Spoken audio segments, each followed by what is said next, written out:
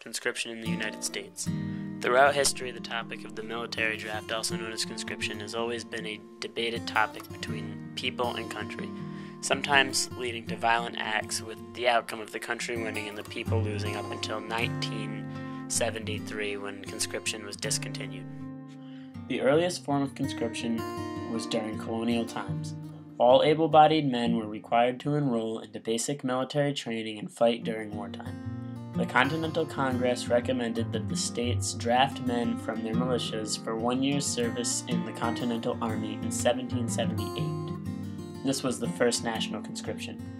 During longer wars, such as the American Revolution, conscription was used when volunteers or paid substitutes were not enough. During the American Revolution, states would draft men for their state militias or to add to George Washington's Continental Army. When James Madison was president, he tried and failed to draft 40,000 men into the Army during the War of 1812. The first United States war that national conscription was officially used in was the Civil War. Although most of the troops were volunteers, 2% were draftees.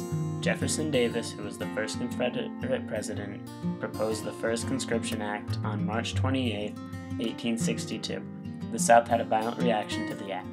Both the North and South tried to use conscription, but neither succeeded. On April 16, 1862, the Confederate Congress passed an act requiring military service for 3 years for all men ages 18 to 35.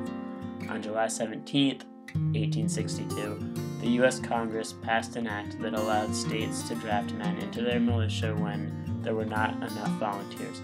Because this act was ineffective, Congress passed the first national conscription law on March 3, 1863. This act allowed all men ages 20 to 45 to be drafted. In 1864, men that were drafted could hire substitutes to fight in their place. This is how the term rich man's war, poor man's fight was born. Most men drafted hired substitutes so they could avoid being drafted. The New York draft riots took place around the time of the Civil War. They were riots against conscription in New York City during a week called Draft Week, which took place from July 13 to July 16, 1863. The riots were against the law passed by Congress about men being drafted to fight in the Civil War. The rioters were mostly working-class men because the draft subjected them while sparing wealthy men called $300 men, those men who could afford to pay a $300 fee to exempt themselves from the draft. In 1917, during World War I, Woodrow Wilson decided to make the Army up of mostly drafted men. The Conscription Act established that all men 21 and 31 years of age, and later from 18 to 45, could be drafted, and that there would be no substitutes or other ways out. Because draft boards were local, they based their decisions on social class. The poorest were conscripted most often because they were considered the most expendable. In 1917 and 1918, some 3 million men were drafted in total. About 350,000 of those men were blacks, and about 2,500,000 were white men. In 1940, national conscription was instituted during peacetime. This meant all men between ages 21 and 45 had to be entered into the draft. If drafted, the draftee was required to serve for a year in the U.S. Army. After Pearl Harbor, service was extended to the duration of the war and required a registration of all men ages 18 to 64 years old. A drafted man would receive a letter in the mail requiring him to report to a draft office or else be fined and jailed.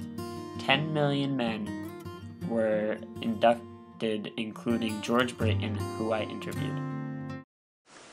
In February, when my birthday was, when I turned 18, we all knew we were going to be drafted at the time if they accepted us. So my birthday was in February, and I was lucky. Our draft board here let me stay at school and graduate from high school. And just as soon as I graduated from high school, I went right in the service. But tell him how you went to sign up for the Marines. Well, we went to Coventry High School, and 6 of us went down to Arctic and tried to sign up for the Marines. And it ended up that they took one of them went into the Marines. Elliot Matheson was his name, from Coventry, and the rest of us all had something wrong. I'm colorblind, so they wouldn't take me in the Marines. Right. Of course, that was the time, that was at Guadalcanal. That's when the fighting was going on in Guadalcanal. I'm sure you've heard of it. And, so just as soon as I graduated, of course I went right into high school. Went from high school right into the Army. And it didn't make no difference whether what a lot of the fellows did. When they got the draft notice, they went down, signed up, so they'd be considered old Army men. I mean, I didn't care whether they were drafted or something. I was going in anyway. President Theodore Roosevelt signed the Conscription Act on September 16, 1940. This was the first peacetime draft in the United States. The World War II draft operated from 1940 until 1947. Because the act expired, no inductions occurred after 1947.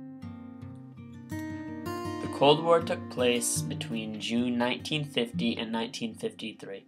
It was the second peacetime draft. All men ages 18 to 26 were required to register for service. Selective service inducted over 1,500,000 men. Congress passed the Universal Military Training and Service Act in 1951 to meet the demands of the war. It lowered the induction age to 18.5 and extended active duty service to 24 months.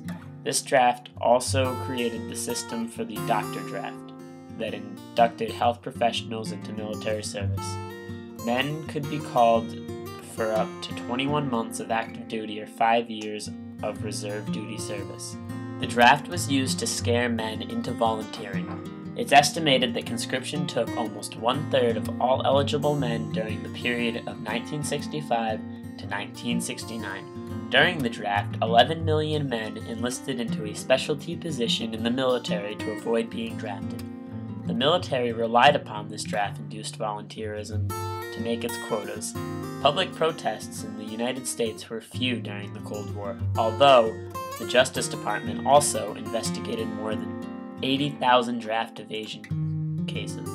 President Kennedy decided to send troops into Vietnam.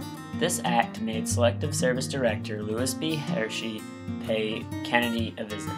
Hershey asked two things. The first was that married men with children should be drafted last. The second, that married men should be drafted second to last. Kennedy agreed, and the men who fit into these categories became known as Kennedy husbands. Consequently, there was some opposition to the draft even before the major U.S. involvement in the Vietnam War began. People wanted more ways to become exempt. People asked that graduates of college would be exempt, which meant people who could not afford college had a greater chance of being drafted. Also, since only some National Guard Reserve units were sent to Vietnam, enlistment in the Guard of the Reserves became a popular way to avoid being sent into war. Doctors and draft board members were also pressured to make potential draftees exempt. Many people protested by burning their draft cards. A big burning of draft cards was at Kent College in Ohio, when students and community members alike formed a violent protest that included throwing rocks at police. It's estimated that about 9.2 million men served in the military between 1964 and 1975. About 2 million of those men were draftees. About 8.7 million were scared into volunteering.